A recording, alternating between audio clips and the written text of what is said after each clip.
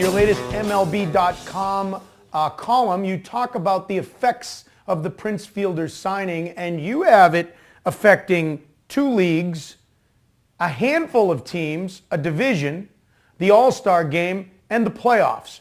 Could this be the most significant player move in a long time? Yeah, it really is, and that's why I did that article, because it tips the scales. It tips them for Milwaukee. It certainly tips them for Detroit. It impacts the All-Star game. Remember, Fielder won it last year for the National League. It tips the World Series. So, this is a big signing, as was Pujols. But, and I think they're both impactful, but this one's really, really big. So let's talk about Fielder in Detroit. There's so many great storylines with this. His dad, Cecil, played there and got his great success there early on for there. Mike Ilitch was the owner of the Tigers then. He's the owner of the Tigers now. He's got Miguel Cabrera to go with him. Why won't it work? Why will he be more Adam Dunn than Adrian Gonzalez? If you feel well, he's certainly not going to be Adam Dunn, but the biggest impact is going to be on his personal home runs. That right field is a tough place to hit the ball out. So I think his home runs are going to drop, but I do like the fact that he is hitting with Cabrera. That duo is outstanding. The issue for me with Prince is going to be the other guys in the lineup. They are nowhere near as loaded as Milwaukee was, with secondary hitters and not your big power hitters. But Milwaukee had them. I'm not sure Detroit has.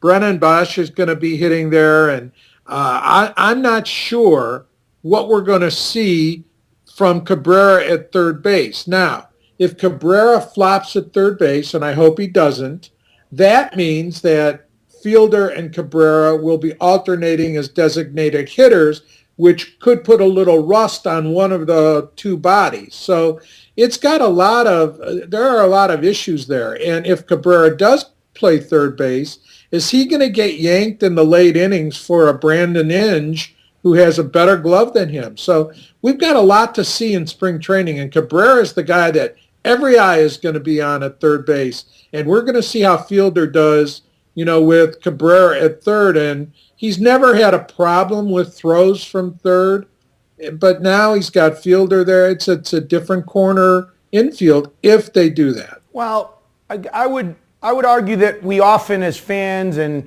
players and people who cover the game, underrate defense.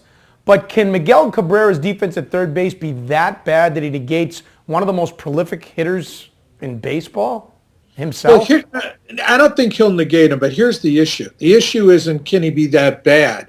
The issue is going to be what it does for the pitching staff, Butch. What it does when pitchers are on the mound and they need to get that third out, right, and a ball is hit to the left of Cabrera at third. Can he go get it? Is he agile enough to go to his left? Can he come in on a dribbler? He did play third base for Florida.